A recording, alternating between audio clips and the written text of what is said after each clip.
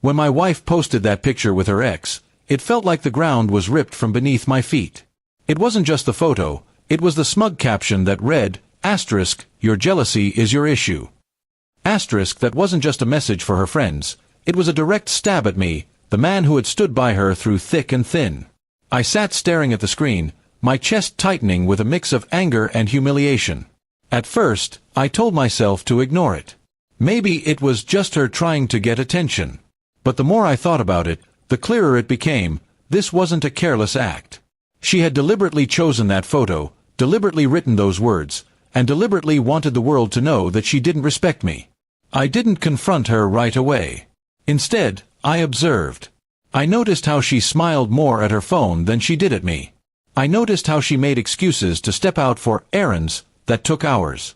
It wasn't just my jealousy, something was really happening behind my back. That night, while she was in the shower, I looked through her phone. The truth was sitting there in front of me, messages with her ex. Not just casual conversations, but inside jokes, late-night talks, and even hints at meeting up. She had crossed lines, and all the while made me out to be the insecure one. I didn't explode in anger. Instead, I decided to take a different kind of action. If she thought my jealousy was the problem, then I'd show her what real clarity looked like. I began quietly collecting evidence, screenshots, timestamps, even her own public posts. I wasn't going to shout or fight. I was going to plan. Over the next few weeks, I played my role as if nothing had changed.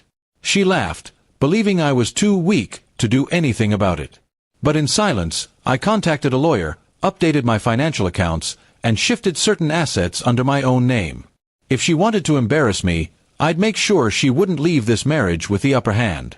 The breaking point came one evening when she told me, half mocking, you know, you should really stop being so jealous. Not everyone wants you to be in control. I looked at her and simply smiled. I didn't argue, I just told her I had something to show her. I opened my laptop and laid everything out, the screenshots of her messages, the public post she thought was clever, the financial movements she didn't know I had already secured. Her smug expression melted into panic. She tried to backtrack, saying it was all just innocent fun, but the evidence was undeniable. I trusted you, I told her calmly. You made me the villain for feeling something was wrong, when in reality, you were the one betraying me. Her silence was louder than any denial she could give.